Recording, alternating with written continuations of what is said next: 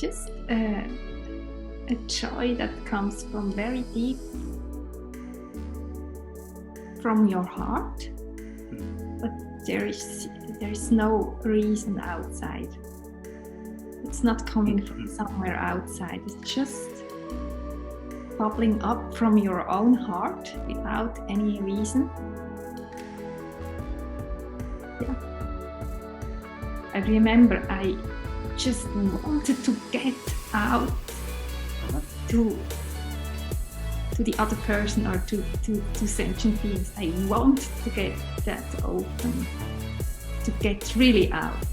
So this was my main motivation, really just pull these layers away. You really are able to see what is happening around you, the people that are present, to really, because you really want to be with the people or with the sentient beings around you. You want to be together with them. You always feel, I'm not getting through, but I want to get out of that. With this cage that separates you somehow. I think something where you really feel the difference when this selfing mechanism falls away, then you really feel now you can reach out.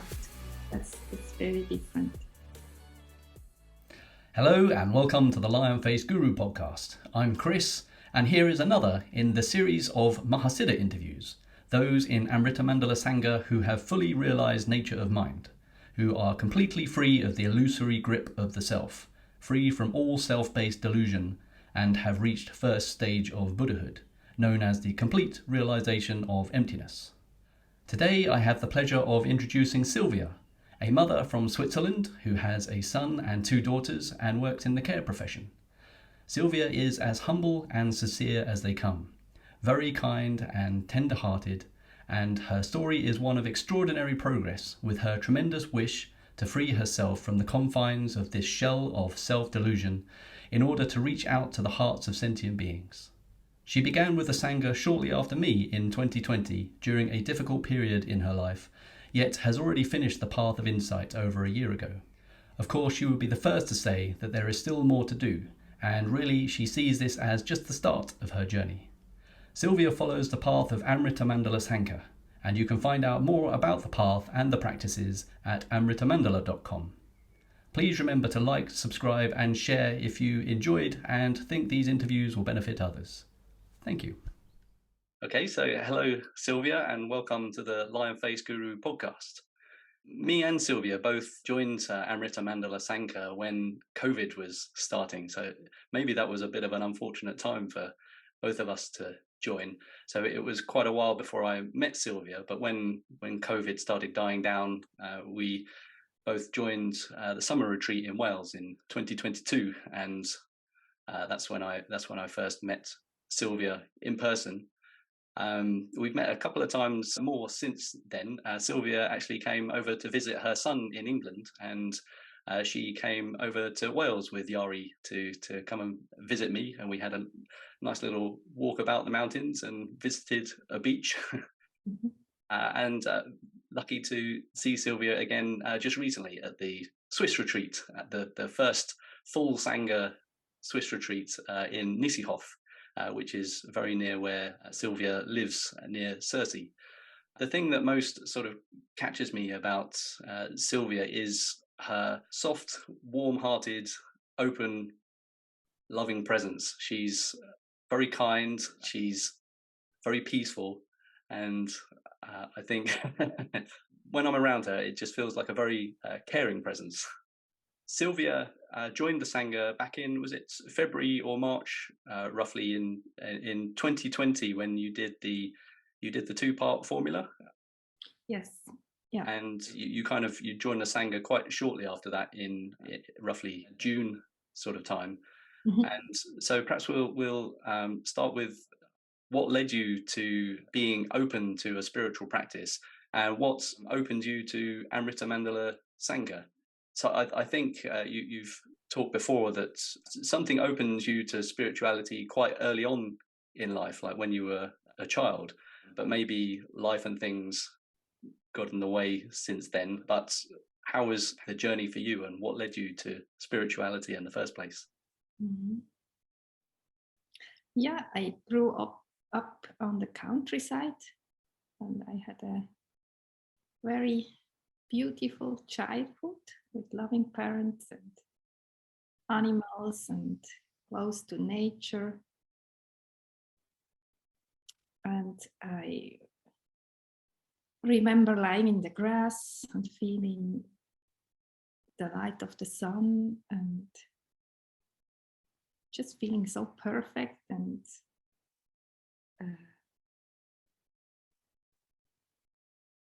just that feeling was very present to me. And when I grew older, it changed, and it just kept it as a perfect, natural kind of being into my heart. I think that's one starting point. I grew up, I was, the community where I lived was Catholic. So with school, I was introduced to the service of the church and went to church, and it was very conservative, but I liked it as a child. That was certainly my first connection to the divine,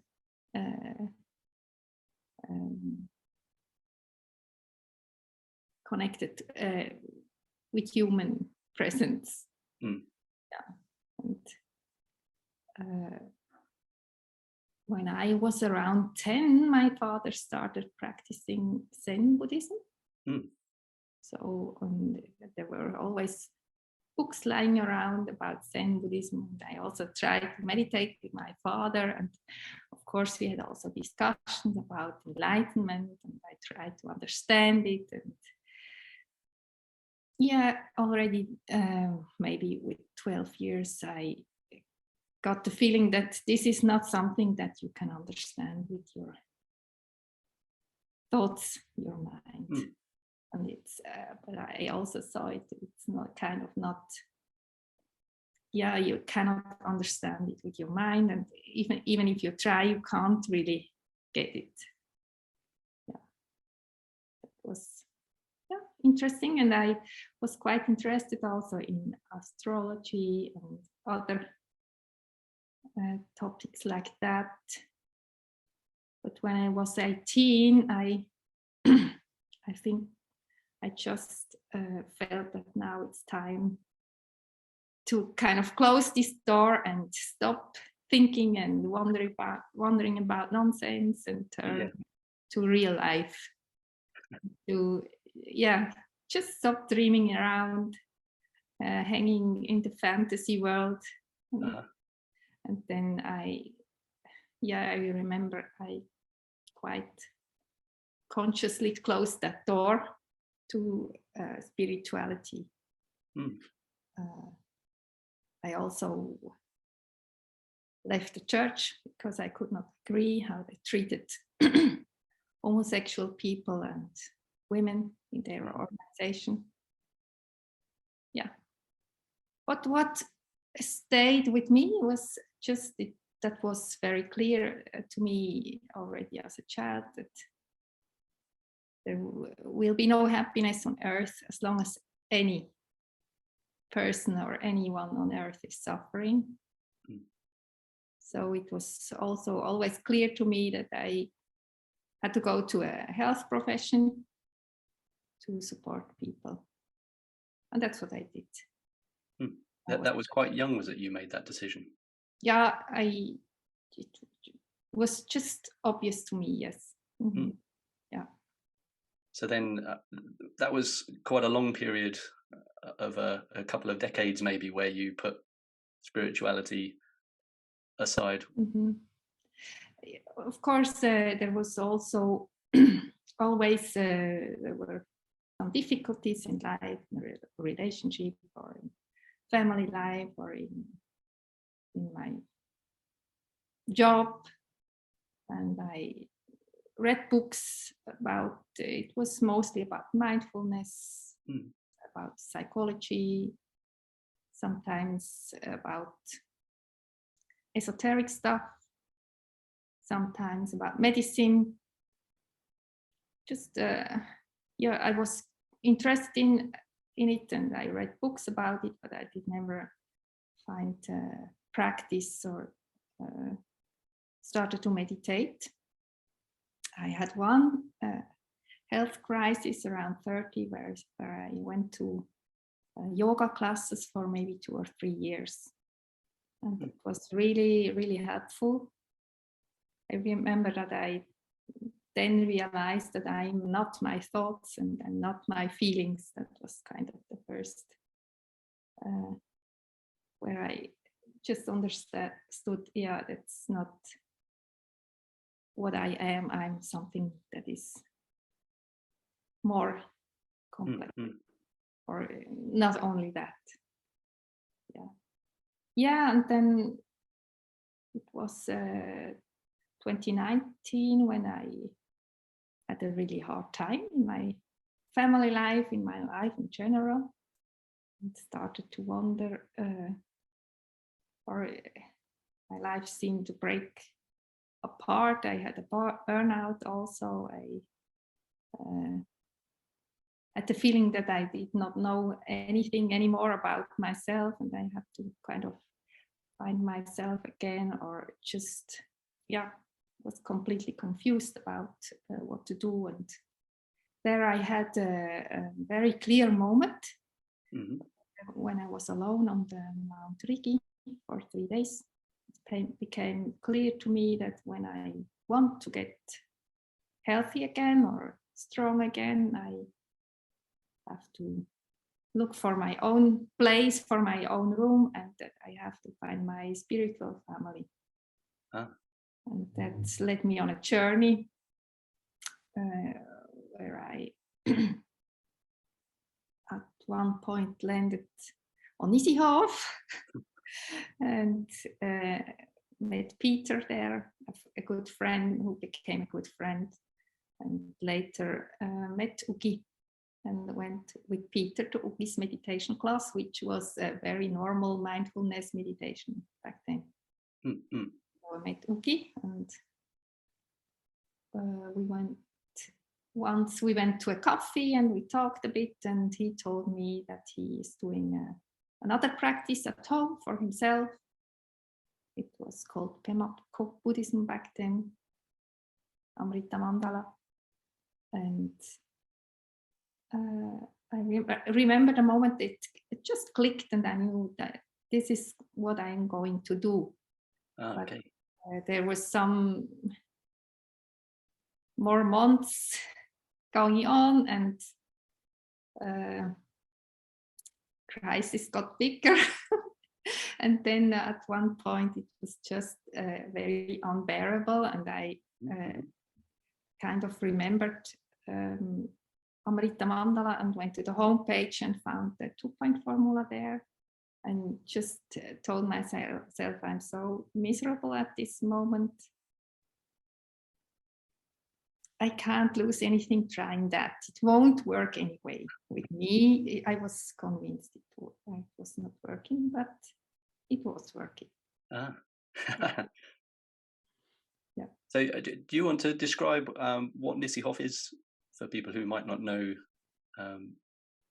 Nisihov? And then obviously Ugi is one of our fellow practitioners and lives near you, had started meditation classes, and he had started them in Nisihov, had he? No, it was not at Nisihov back then, because Nisihov back then was just a community of people living together. 5 to 9 people living together, trying to live a happy and sustainable life, kind of. Yeah. There was no place for a meditation hall or something on Nisihov back then. Ugi had his meditation room in Sursee here. Yeah. So 2019, your life was getting quite difficult, and you, by this point, your 3 children are teenagers, and you're going through a bit of a marriage crisis. And so you stayed at Nissehoff for a little while, didn't you? Yeah. Was that 2019? Yeah, it was in June 2019 that I then rented a room in Nissehoff and lived in there for 2 years. I was part-time, was with my children in our home, and the other time I was on the community. So what was this point for you where it got so strong? So you'd discovered this practice through Ugi, and so it was obviously there in the back of your mind. But then it sounds like this point came where it was this sort of difficulty in your life. You realized there wasn't really anywhere else to go to get out of this crisis other than to explore yourself, to open up to something new. You have to sort of let go of your ideas of what is, and in a sense surrender to this new path. So yeah, it was in 2020 when my husband was newly together with another woman, and it was just very difficult for me to accept that. And I knew, but I wanted to accept it because I wanted any cause that just we can live together peacefully and raise our children as a parenting team. That was my goal, that this was possible. And I knew that with my emotions and everything, this pressure, it was not possible like this. So I always knew that the solution can only lie inside me. I have to be able to deal with these circumstances, because I cannot kind of change it, but I can change how I behave, how I cope with this situation. And I try to just pop it up as an option. And I can do it at home. I don't have to go somewhere because I had work, I had family. Yeah, it's just something that lies at your feet, kind of, to take it, and you can do it by yourself. It could be a solution if it would work. Yeah, you kind of didn't think it was work, so you're going with your heart at this point, and you're somewhere inside you is trying to find a solution to this difficulty with your children at the heart of the issue. You want to do well for your children, and and for husband as well, because I knew that I kind of still loved him back then, and knew, I just have to cope with this situation now. So fortunately, the 2-part formula landed in your lap, and you did that. You went to do it under Amrita Simha's guidance, but you had already awoken, hadn't you, by the time you started communicating with him? Was that was through the 2-part formula that you had? And was there a point where you knew it was quite obvious to you that you awoken? Was that? It was not obvious in the sense that I felt clearly the moment when it happened. I had never experienced something inside myself like this before, but because I had no context or did not know what to expect, so I could not really be sure. So I asked Carl about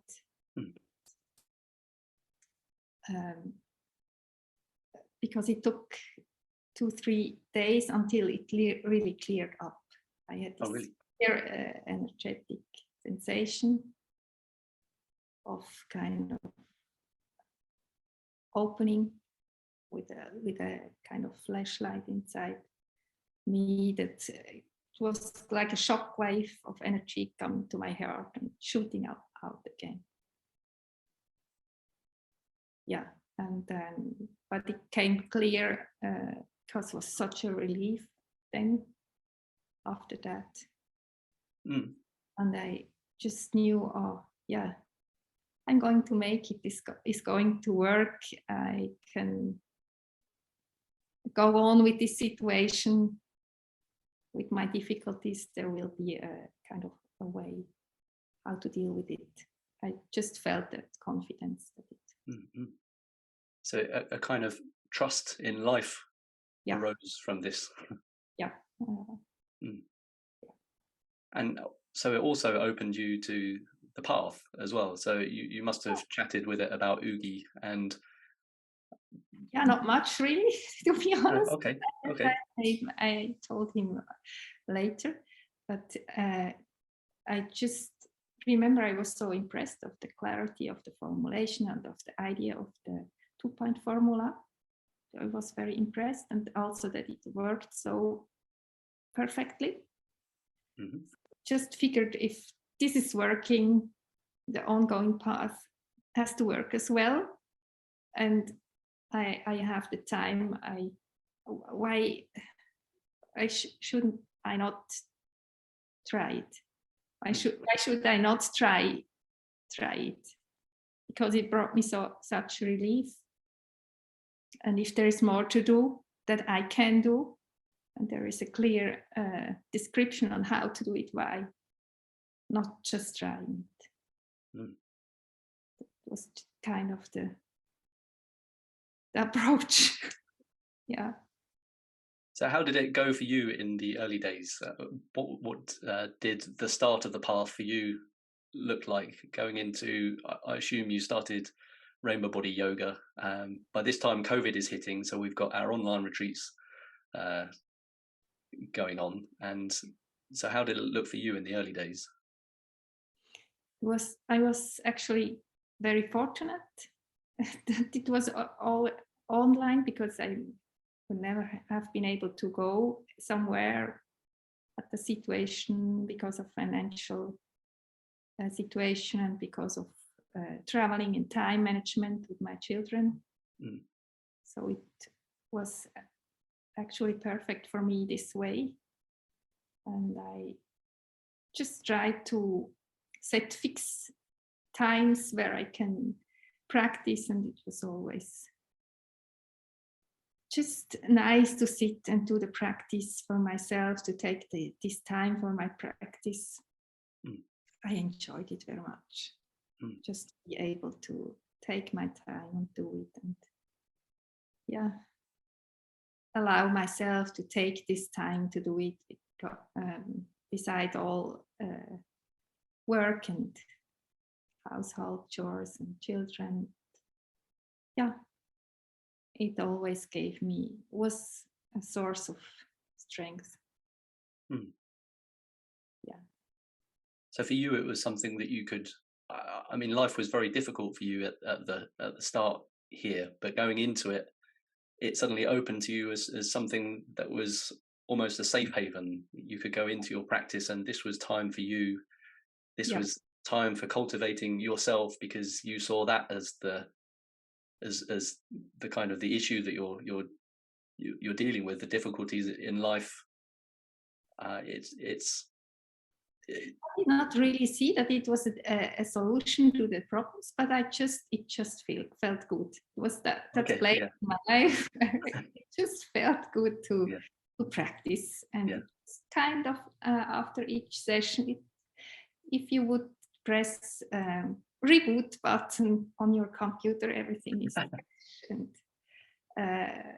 what bothers you was kind of gone or solved, or not an issue when I came out of meditation. So it's funny the way I'm in through my filters. I'm interpreting how you're going into this, and it's like, as from my mindset, it's like I sit down and I'm trying to work out a problem. But then, so we're seeing some of your some of the ways you're seeing things is that you're a very heartfelt person. You follow your heart into things, and you're sitting down for its own sake, for the sake of the practice itself, because of how it makes you feel, and that you feel something is good about this. Yeah. Whereas someone like me is sitting down and I'm trying to analyze things all the time. So it's a really interesting perspective, or a little window into your mindset of how you approached all this. And then the journey went pretty fast for you in the early days. You were opening through bhumis, as we call it in our Sangha, where I'll try and explain it a little bit so that people get some context. In Amrita Mandala Sangha, we've got the bhumi model, which consists of the subtle energy body. And in our subtle energy body, we've got 13 bhumis, which begin at the level of the eyes, where you've got your first bhumi. And when you open your first bhumi, that's the first awakening into the non-dual nature of reality. But we have a lot more work to do after this point. And so this is the tantric path of Amrita Mandala Sangha, is to take you through the openings of the bhumis, the first 6, which are inside the head. And then you have your aura, the body outside your physical body, where you open 7, 8, 9, and 10. And then you have the Mahasiddha bhumis, which are 11, 12, and 13, which are karmically pure bhumis. But we still need to open all of these. And then as we go through, simply opening them isn't enough. We have to clear out the karmic debris of each layer of the bhumis. And so we're clearing each one at a time as we go through. So for you, did you notice the energetic events as they occurred? And was it quite a quick process for you in the early days? Yes, I always realized when there was an opening of a bhumi. I always, usual was in the middle of the night when I was very relaxed, but I just realized, oh yeah, now it happened. And what did it feel like for those of us who are less aware of these openings going on, or for people who are interested to know what it might feel like? Yeah, it felt similar to the first one. It just kind of like a star above the head shines up, and you feel that the energy is coming down and getting kind of up again. And this like a little wave. And I usually also felt it in the heart area. There is I don't remember so well. Just a feeling of relief. It's, maybe 2-3 days later, I felt it most. Yeah. Oh, I see. You're experiencing the clarity 2 or 3 days later. Yeah, and I remember it was in summer 2021 when I opened 13th bhumi. I remember that because there was 30 happiest seconds of my life until now. Yeah, just I was walking to a train station. And it happened. No, it happened in the night, but I felt this happiness was the next day. Oh, okay. So in what sort of way did it feel happy? What are you trying to describe here? Just a joy that comes from very deep from your heart, but there is no reason outside. It's not coming from somewhere outside. It's just bubbling up from your own heart without any reason. Yeah. So was this early period, was there much of a roller coaster going on? So in this path, we have cycles of tension grows and dark nights, and then perhaps this relief that you're describing is when the bhumi opens. This is an awakening event, and we sort of open to a subtly new, clearer reality. But how did that path look like for you in terms of was there many difficulties, or was it fairly plain sailing? I had enough difficulties in my life circumstances. So compared to that, my inner state was also shaky a bit, but not so, it was not so kind of seen. I was occupied with my outer life, to how to manage it and to deal with that. It did not seem to have additional dark nights that were so strong that they really affected me. Mm-hmm. I can't that kind of separate now. It just happened together, and I know that after opening or perfections, I had usually very short moments of clarity or of relief, and then it just came back. Usually half a day or a day later, it all came back and was kind of dense or heavy for maybe 3 days or a week, and then it kind of was like a plateau. That's what I felt on the inside. But as I said, the difficulties or challenges were more outside of in my outer life. Yeah. So I'm wondering how the practice felt for you in the early days. So this thing has come to you, this practice. It must have been a pretty amazing thing to realize that it's working. And I think for you, I really get a sense that you went with it so much and so intently, because it was very obvious to you that this was a practice that was having a benefit to you, that was working. And I wonder so you're being introduced to Guru Yoga, and it seems something that was very enjoyable to you from the early days. Is that fair to say? Yeah. Guru Yoga is it's just today. It's just such a relief that just if you can handle everything over to your guru, just can let yourself fall into the hands of your guru and just be with your guru. Mm-hmm. And life outside is doing its things, and your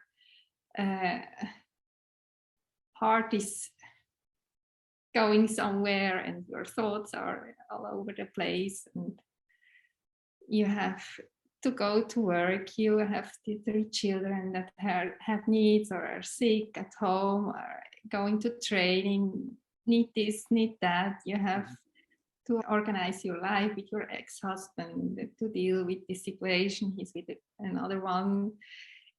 In Guru Yoga, you can just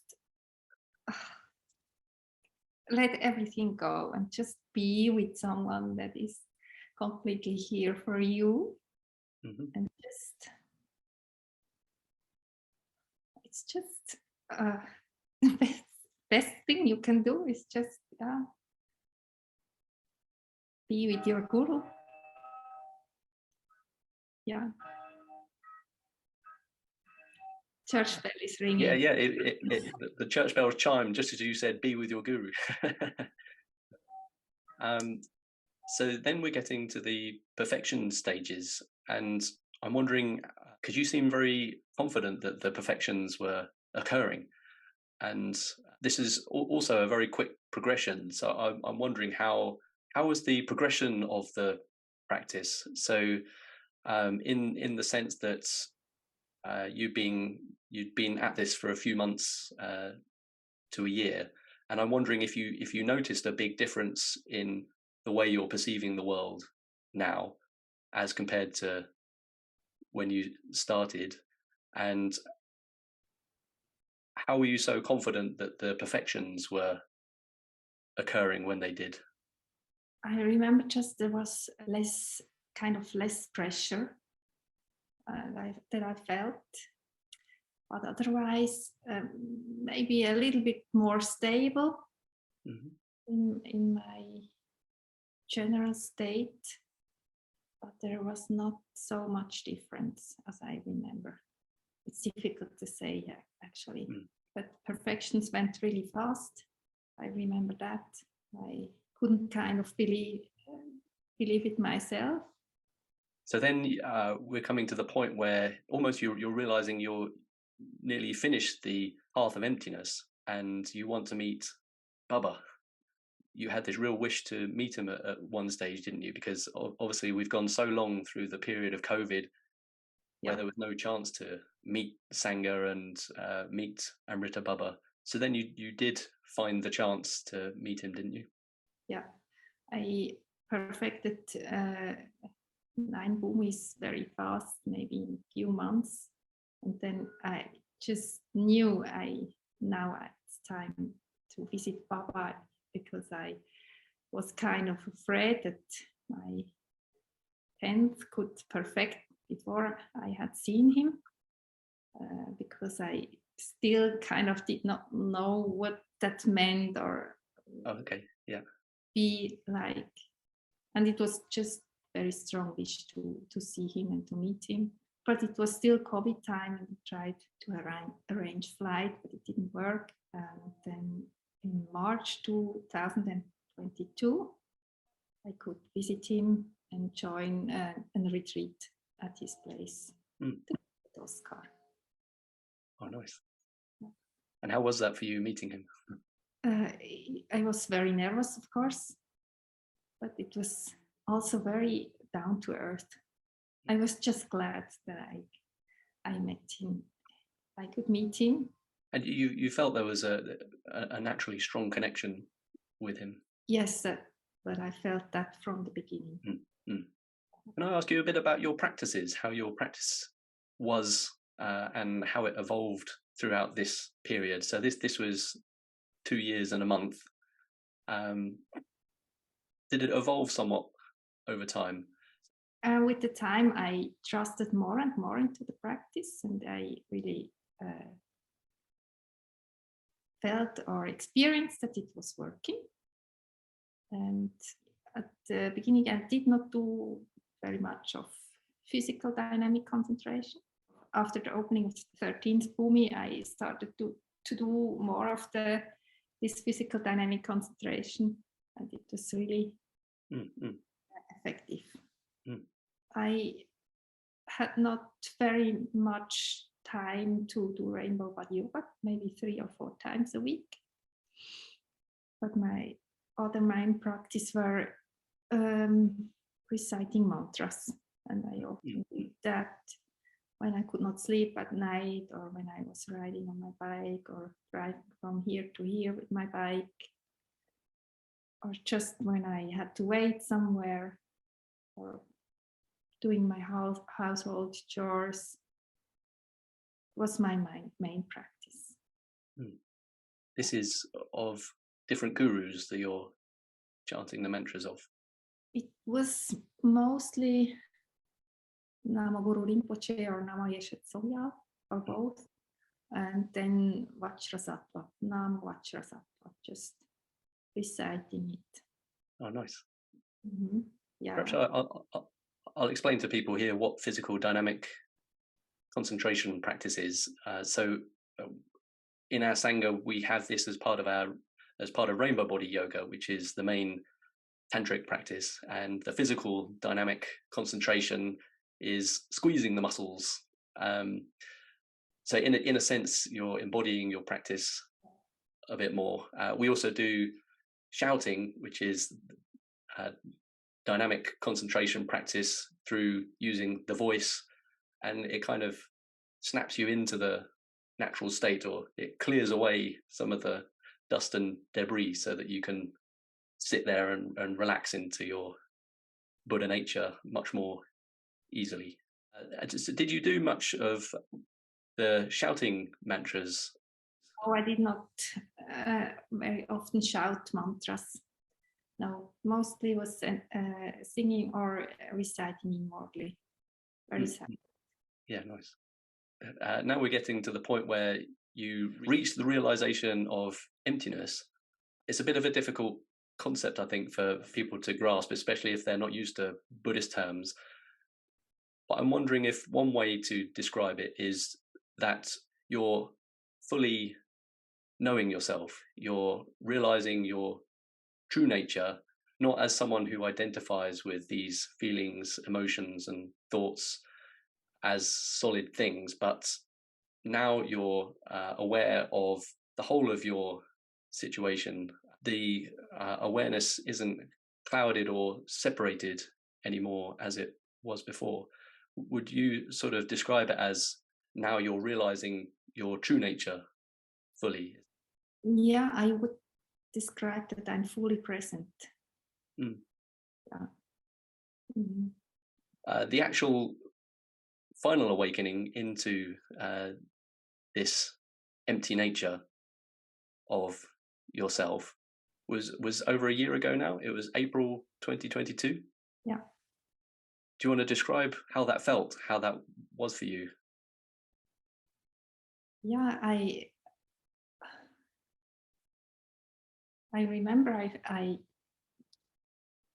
felt the shift.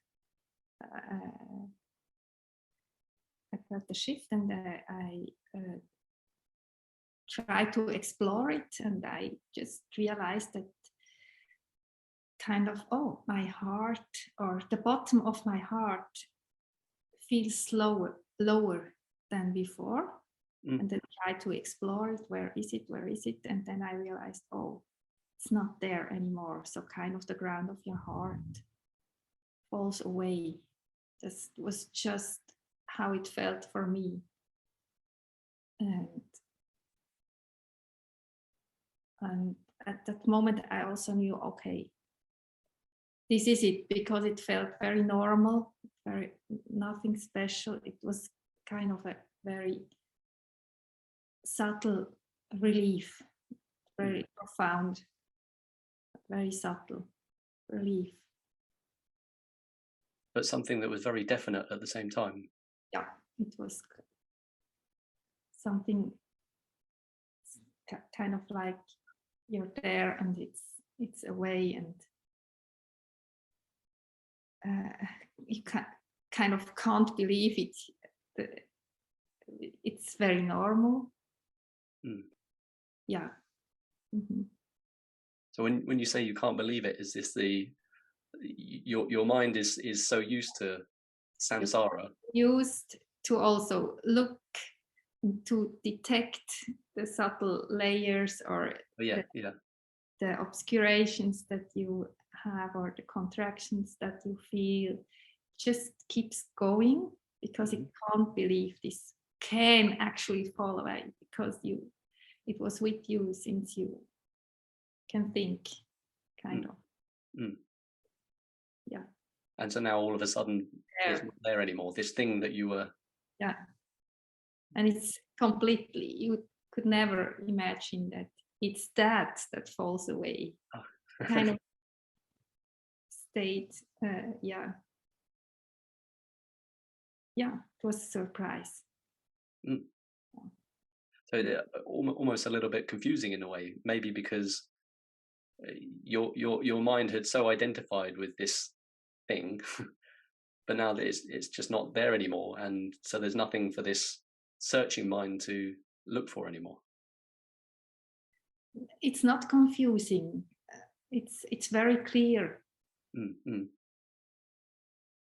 But as you say, you cannot. The thinking mind does not trust. It's 2-3 weeks to really believe it. Oh yeah, yeah. Stop searching and checking, and yeah. Did it feel like a relief? So when you're feeling into your heart, and now this sort of perhaps a boundary that was at the bottom Mm-hmm. Now it doesn't feel like it's there anymore. And does it feel like a relief? It is a relief. It definitely is a relief. But maybe later I realized that there are things coming back, that the selfing was also kind of protection in some situations from something that's coming from outside. So the first weeks and also later comes and goes in waves. There is also fears coming up about different situations or meeting people, or very random fears that just turn up. You feel it in your body. Yeah. Because this selfing is also, it was with you all this your life and protected you, kind of, because it was between you and the outside world. It was hiding certain things, but also protecting, I guess, from certain things. And now you're fully aware of these things. Is it kind of a case where now you almost can't hide from them anymore? Whatever arises just arises, and in a way you just experience them. Yeah, I was never really good at hiding, and now it's, you can't hide it. Everything is very present. You're very open, very vulnerable. How were your first few weeks after this realization? How did it go for you? And was there a sense that things feel a little bit different in some way? As I said, it is just this clarity that is also all your senses, what you hear, what you see, what you feel. Everything is there with clarity. You just perceive with clarity. And when you listen to someone, or this clarity is always there. There's nothing hiding or distracting. Even if you are in thoughts, there is still this perfect clarity. Bodhicitta, it's very natural. It always was very natural to me, and it was very important for me to work with Bodhicitta,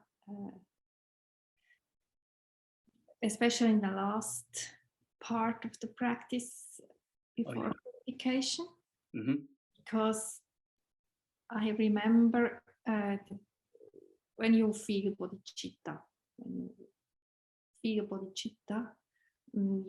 feel that your energy is going outside.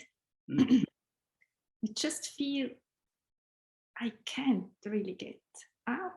There is something hindering me to getting really outside, really getting to the in front of me. And this was I remember I just wanted to get out to the other person, or to sentient beings. I want to get that open, to get really out, to really feel and really be able to go out. And so it was my main motivation in the perfection phase, to really just pull these layers away.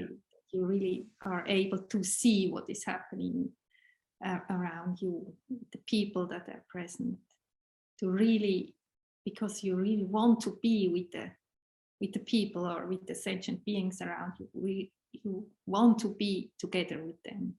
It was very strong vision. You always felt, I'm not getting through, but I want to get out of that with this cage that separates you somehow. You're almost making movements like you want to tear through it. Yeah, it felt like this. Yeah. And did it kind of feel like you're going like this? Obviously, we have our aura, and the subtle energy body comes out here somewhere. But this is kind of, did it feel like that? Shane talked about kind of feeling like you're in a cocoon, and there are these edges there. Mm-hmm. They're not sort of. It doesn't feel natural. You want to extend your arms. You want to spread your wings. Yeah. And this is also, I think, something that you really, where you really feel the difference when this selfing mechanism falls away. Then you really feel, now you can reach out. I see. That's very different. And what I see now with the practice, that the how you can get out can still change or make a big difference. How you can just go out, or you can push out, or there is more energy. It's possible to go out with more energy or less energy, and that's also interesting to experience now. And so what was it for you personally that ignited this bodhicitta? I just remember since I was a child that I very much saw people or animals around me suffering. It was very present when we had neighbors. They were beating their animals, for example, and I could feel the suffering of the people and of the animal, and the people, so that they had to hit the animals, and the pain of the animals. I remember very clearly seeing that. And if you're in a health profession, you see the people suffering, you see them suffering. If you walk through the streets, you see people close to you suffering, you also see your own suffering. It's reality. You see it and you just want to do something about it. Mm-hmm. You wrote this quote on your little diary that you wrote. So you wrote, "Most of the time, life happens like looking into a kaleidoscope, marvelously and effortlessly playing out itself in a space of quiet love. Emotions, feelings, thoughts, happenings, daily life are like bubbles in sparkling water, twirling lightly and dissolving." So I'm wondering how life has been over this last year for you, and is there a sense that life is a little bit easier in some sort of way? And does it feel, you feel more intimate with life? Is life is a little bit more vivid in some way? Yeah. Life goes kind of more through me as I feel it now. Mm-hmm. On the same time, it does not squeeze me so much. It's just more intimate, but on the same time, not touching me. It's both on the same time. It's difficult to explain. Yeah. Is there a sense that it flows, that when you say it sort of moves through you? Mm-hmm. It's a bit more of a flow of life, whereas before there was sort of a flow of life. But if you look at it, it's pretty much the same. It's very normal. Also, all the thoughts, all emotions, ups and downs. It does not feelings or thoughts. They do not stick around the same on the same level, or are not going so deep, and they have no their power over you is less. So if there's something bad happening, you're really sad, or you're really angry, but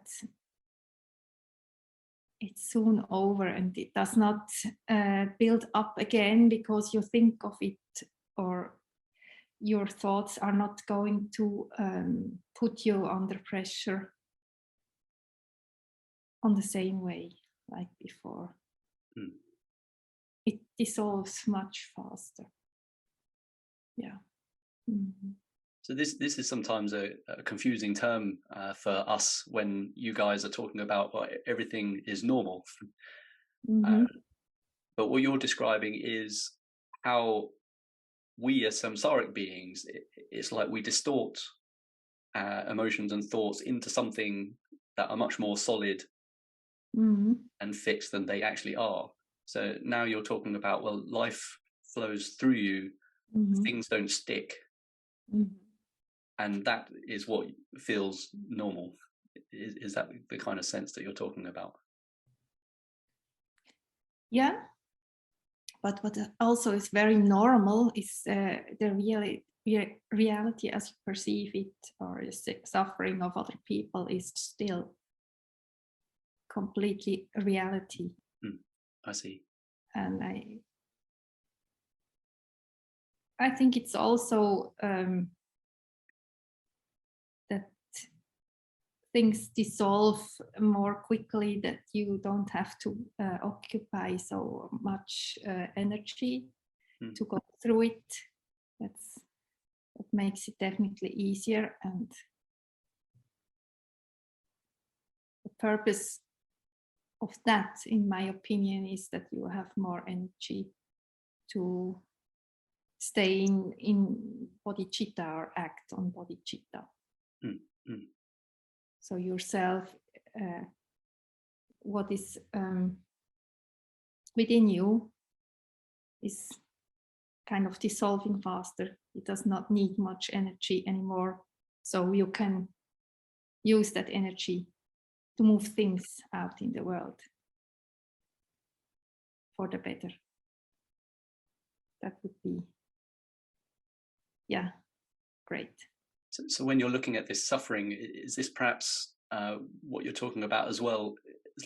Like when I experience emotional turmoil, in a way I want to push it away. It's like I think this isn't something that I want, but now it's, well, all emotions are okay, and our emotional life, this is what happens to us. This is natural. This is normal for these emotions to arise and come, and this sort of shared experience in this world.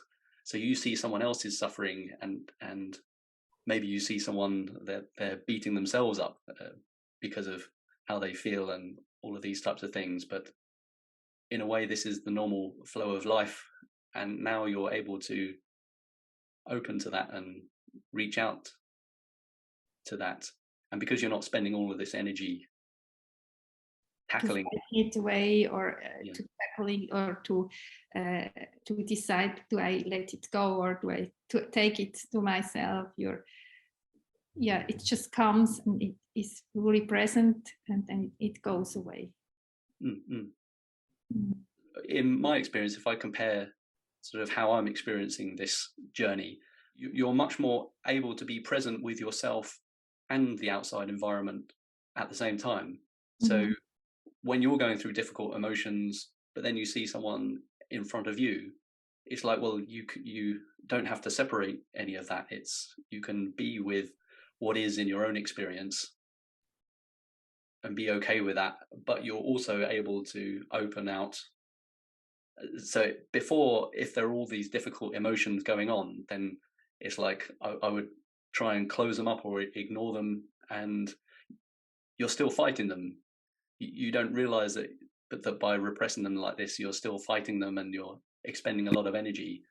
So when you're not engaged in all this self-fighting, now you can experience the whole of reality as it is, as it flows, as it goes about, and be there with other people, those you love, etc. Mm-hmm. Yeah. So I'm wondering how has family life been as well since, and your relations with your friends, etc. Mm-hmm. now? Mm-hmm. Yeah, there's a lot of trust, and yeah, you can be fully present. That's also really lovely. Just be there and just to know that you're fully there when you're there. You feel it, and also children feel it very well. You feel they can just relax in your presence. Also other people that you don't know. At work, I realized that people trust me quicker or more easily. Yeah, yeah, and this is not depending on age or cultural background, for example. Just seems universal to the people I meet at work.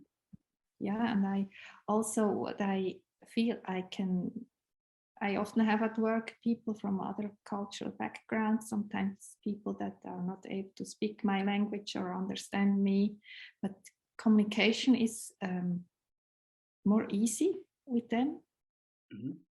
Kind of interesting, yeah. I wonder if that's this sort of softness that comes about if I think of my experience around you or around some of the others. There's a softness that has opened out, and a real lack of judgment. There's not these eyes that are looking at someone, and it encourages the trust in the other person, I think. Yeah, could be. Or just because I can be fully present, I can just pick up what comes and try to feel what it exactly is. And it does not matter what comes, it does not change. Openness is not going away, no matter what people tell me or what they, does not go away. Was any part of your experience quite difficult when you first opened out into this new experience? You've mentioned perhaps that things were a little overwhelming in the early days. You're now fully open to this experience of life. Was there a sense that it was a little bit scary in a way? Yeah, I have to get used to it. I still have to. It's much better, but as you say, it can. There can be moments that are really overwhelming to your body. Also, you feel your body different. You feel tiredness different because it's not. I usually could go on when I am very hungry or very tired. I get angry or I get frustrated, and these kind of emotions fall away. So it's also because your mood does not, or your emotions, because they release, they do not contract the same as before. Therefore, it's kind of a marker that falls away that used to sign you, you're tired now, you're hungry, you need rest, or those start to fall away. So you have to, your body has to adapt to this new situation. Time, to gain stability. Yeah. Are you talking about sort of transitions Simha has talked about this, where the transitions from one thing to the next, or from waking to getting up to then you're doing this thing, then you're doing that thing, and almost there's less distinction between all these different events throughout the day. Like when you're hungry and then you're tired, but you're not setting barriers around it all. It's You can also be awake at night for a few hours, and you don't feel like it has been a lot of time, because maybe you're in thoughts, or you're in meditation, but maybe it's 2 or 3 hours that you were awake, and you do not realize it, you do not remember, and the next day, just around midday, you feel very tired, and you're completely, what happened was it's just, you don't make the connection, because it's just happening, and you do not connect it together. And then you just react when you feel something going on. It's just, it's difficult to describe. Every moment evolves itself, and is kind of equal to the other moments, but you don't control it with your mind. You don't keep track anymore. That happened, and so I have to do that and that. And this falls away. Is it understandable? Yeah. So this is almost like this kaleidoscope of life, perhaps, that you're describing. Is life is a continuous happening. Yeah, and I used to control very how much I eat, when I sleep. I used to control, because I knew if this is stable, then I am well, more or less. Yeah. So, and this need to control falls away more and more. This idea of how it has to be, that it works well, it falls away. So your life changes. I suppose before, not having that control and setting these times when you eat, etc., it's a little bit scary to let go of that control. But now it's more of the natural way to be, I suppose. Yeah. And I also used to plan a lot, and at least more or less wanted to know what am I going to do when. This also falls away, or that I feel resistance to plan something that I used to plan very good, to have security. Now a life of kind of wants me to let that away, to play itself out, how it comes at that moment. So what you're saying is you I imagine you still plan things, like you probably still did a lot of planning for the retreat, but that it almost feels a bit more unnatural, because life doesn't unfold in the way that you expect it to anyway. So you're opening more to the trust of life. Yeah. Mm-hmm. So how are things now? How is your practice looking? I know you still practice quite a lot. Mm-hmm. So how is your journey now? It's still very nice. Yeah, I still enjoy it very much. Yeah, I'm mostly practicing still Guru Yoga and Amrita Sundari. Mm-hmm. Yeah, it's it feels very good, very, very strong. The charges are much stronger than before, and I always felt them very strong already. Yeah. I also I'm still getting used to it, that can be so strong. I need more time to rest as well. It's what I also like about Amrita Mandala. I feel it's like an exploring journey or an adventure. Not really defined where it's of course there is kind of a goal, but the way there is not really, it's developing, I would say. And luckily with Amrita Baba we have a very experienced and trustful leader. Yeah, it's very new, very fresh. Would you say you find meditation a lot easier now? I think you've always enjoyed it, and in a way you've always found it quite natural. But is it much easier to access concentration, to sit still on the cushion? And obviously you're talking about experiencing the charge a lot more strongly. Yeah, it's much easier now.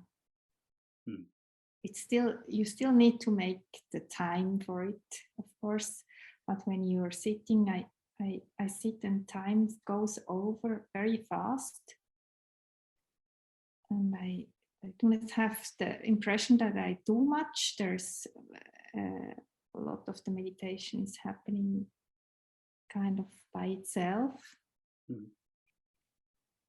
Yeah, it's much easier because the clarity is here. Yeah. As soon as you sit on the cushion, it's you're just there. Yeah, the clarity is always here. So there are days just when I sit down, I'm on the relaxing, I'm kind of in a meditation. It's not far away. Yeah. Is it a case that it pretty much never stops, this clarity? Ugi's talked about, even if he's having sort of foggy, his mind can still be foggy in some sort of sense, but the clarity is perfectly clear in that fogginess. Yeah. Yeah. Yeah. You feel that you're tired and you see it with perfect clarity. You see with perfect clarity, you're not doing your best. Yeah. Yeah.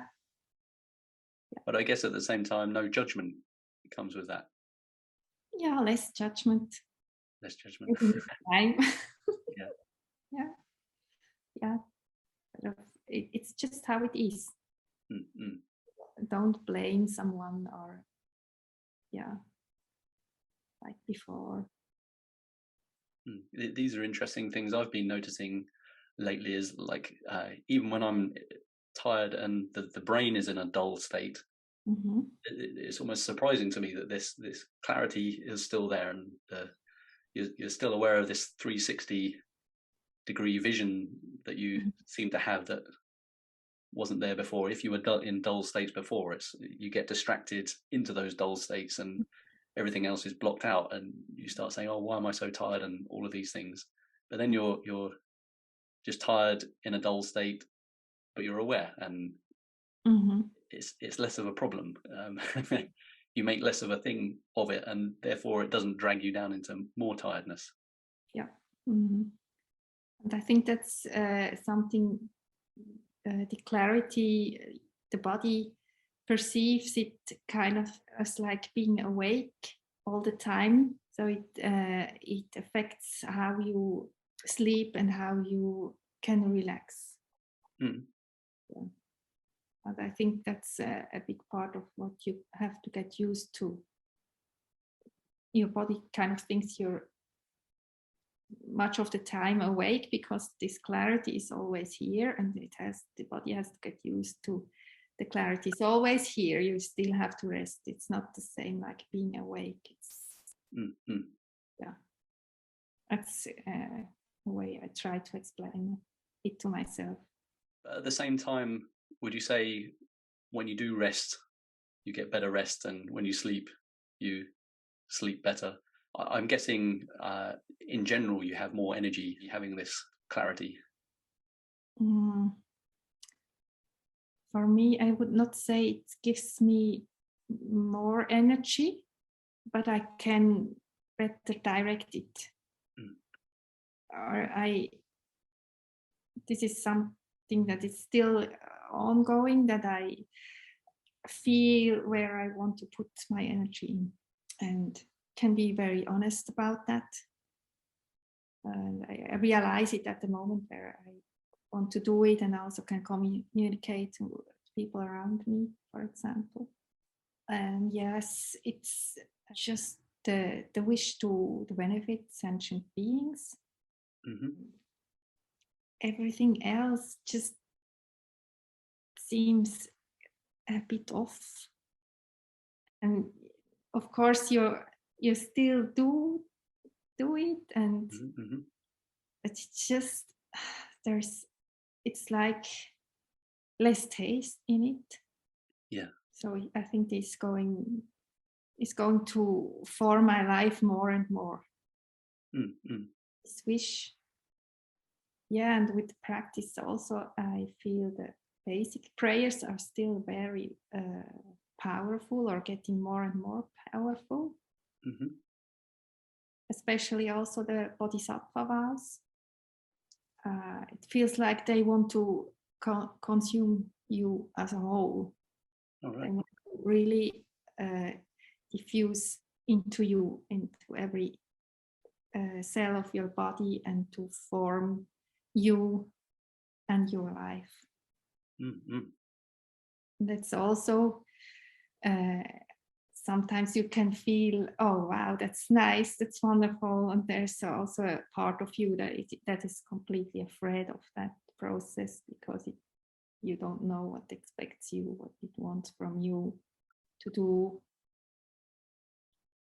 I see. So yeah, in essence, you're surrendering to this wish wherever it takes you. yeah, You're opening to life because you want the gurus to guide you to help yeah, sentient beings. So you want to be this vessel for the sentient beings to do good in the world. So when you're talking about like we're here in this life, and we have to get on with the daily chores, and we have to earn our money, and we live in a world where there's things that have got to be done, and things come here and come there.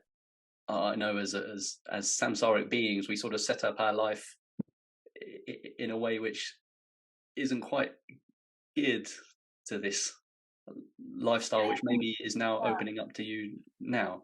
So in a way, you're trying to surrender to this process of, or how can I gradually take these bits in life and turn them towards the wish to help others? How can I use this life as well as I can? exactly. Yeah, and again and again, it's just jumping into cold water somehow. Really? Yeah.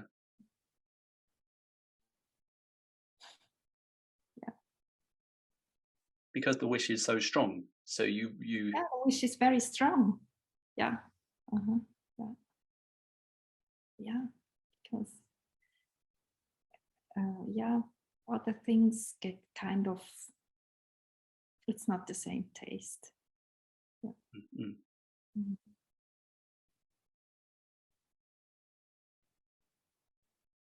And it's a still going on process. I don't know exactly where it leads to, but it's kind of, I feel there is an alignment going on.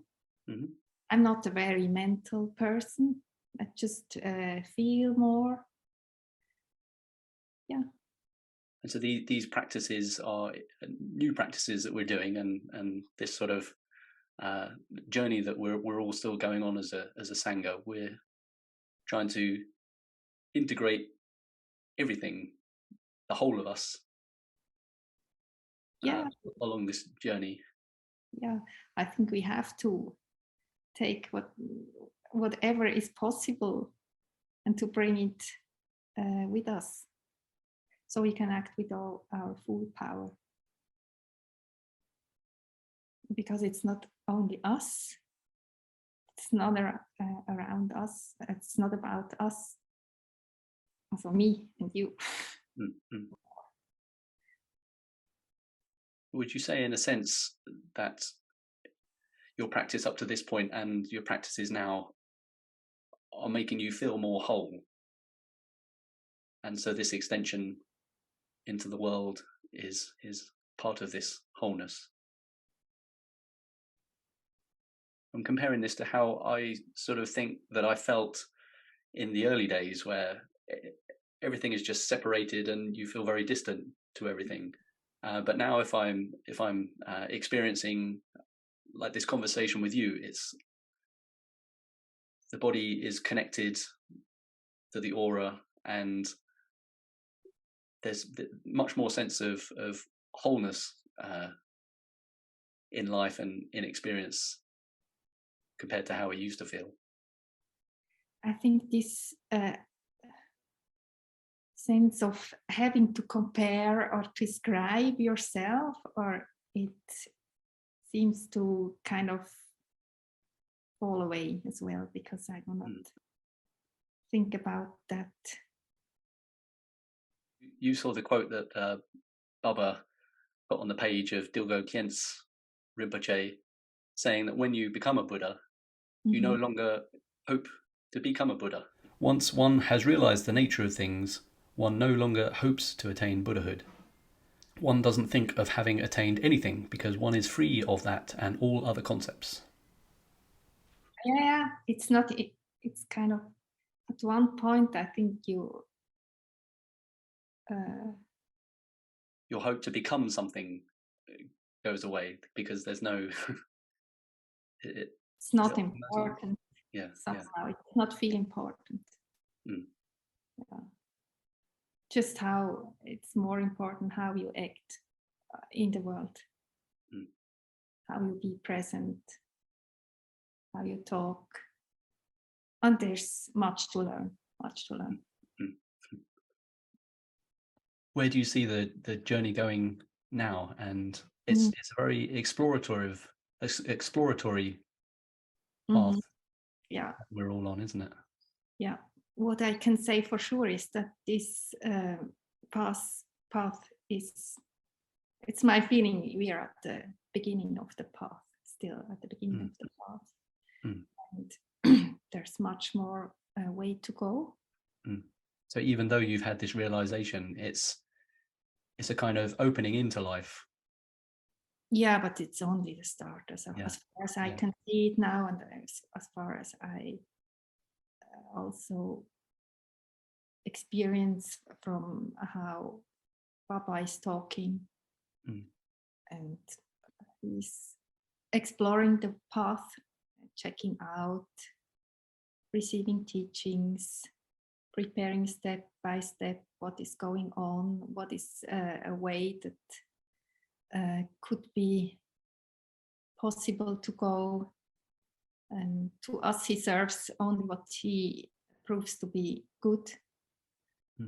And the goal is present, but it's not yet possible to say how long it's going to take. Just we go step by step, and we see maybe to the next curve, okay, we have to go to the next curve. Then at the next curve, we will see the next few meters, 100 meters, maybe until the next curve, maybe we see the goal. It's just the way shows itself step by step. We don't not yet the way perfectly clear. So this is a very interesting journey to be on, and I think it's very good if you can just walk and enjoy every step, and every step you take is a good step and is a safe step. That's very important, I think, for the practice.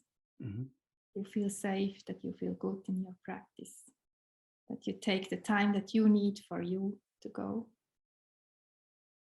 Yeah. And that you can trust your steps. Yeah. I think this is something that I've learned a lot from you, is to enjoy the process of it all. That's this sort of masculine mindset of aiming towards something so sort of with such gritted teeth. That's not really what it's about. The journey unfolding is the path. And it's also what occurs to you outside of practice is also part of the path. So you just ignore the world outside, do your practice, and it will not work. I'm sure about that, because at the end it's all about going into the world, bringing what you received or experienced into the world as best as you can. So what is also important for me is what I feel is really important is just to be together with Sangha, to exchange experiences. I feel this is something that you really cherish, the Sangha. It's really important. It's something we both missed out on quite a lot in our early stages. So it's something so fruitful when you do get together with everyone. And it's completely different if you meet in person. I also feel this very clearly, that to get really a taste or a feeling for someone, you have to meet in person, because only in writing or in looking at pictures, it's not enough. I think we are human beings, and we get nourishment from being together and exchange words and see and touch and be together. Yeah, and I think it can be a really great support if you can meet in person. It's really important. And I have been lucky in this because I always had Ugi and Patti that were practicing, and Yannick is also very close. We are here, and Shirin is in Zurich, Heidi and Andy are around now. Lina is here in Zurich now at the moment. Yeah, just to have someone close, and it's really important. Important part of the human experience and the journey itself. Makes it also more real. Yeah, it's not only in your four walls that this takes place. It's a real part of your life. And it affects your trust in the practice and also your trust to go with it outside to people that not know about already. Yeah, I think after this retreat, more than any retreat, I'm a very introverted and I enjoy my own company. But it was so nourishing to be around other people and chat about your experiences of life and the experiences of the journey on this path, and just to be in the presence of everyone is very stabilizing and very enjoyable. So a learning to me, coming back to the world and realizing, oh, okay, well, there is this deeper connection that we have with each other that's so vital and so fulfilling. Yeah, you were very relaxed at the retreat. It's nice to see. Yeah, it can be intense. It's not always the same. Usually it feels more intense to me, the retreats, but this one was a particularly calm and relaxing retreat. But that calmness really made me notice the difference when I came back. I don't want to keep this to myself anymore. It's like I do want to share the experience. Yeah, and it's kind of easy. You just have to be available. You just have to be there and see what happens and be open. I wonder, does that mindset change a lot in the sense of how you think you're going to help people in this world? In a way, that's what you're describing is a very different way of being in the world than maybe we used to have. In order to help people, we need to go out and change people, and there's a lot of striving and effort involved. But now this is kind of a new way of looking at it. I can only speak from my perspective that Amrita Mandala entered my life with such impossible possibility, kind of. Yeah. And it came to that moment where I was open to it. It has to be, I think, so also for the people that meet us. We can just trust, I think, that people find us that are ready and do trust us. I think they will find us. The only thing we have to do is to make ourselves available, to make reasonable advertisement and be there every Tuesday or every Thursday. Yeah, I think it takes time that people find you. What I feel that there is also a lot of creativity, because kind of the fear falls away if you look at it like this. Oh yeah. If you make yourself available, you go with, you see if it works or not. If it does not work, there is a lot of creativity what you could do otherwise. You can sit in the park regularly so people can see you regularly there. You can, whatever ideas. Yeah, just go out of your four walls. Good advice. Well, maybe that's a good place to finish. Thank you very much, Silvia, for this journey you've taken us on. And I think it's really nice to sort of discover your mindset of this journey that you've been on, because, well, it's quite distinct from my sort of overanalyzing mindset. You sort of give me the wish to try and open up this heart of mine a little bit more and just follow that. This devotional qualities that you have, they're very inspiring to me. So thank you very much. Thank you, Chris.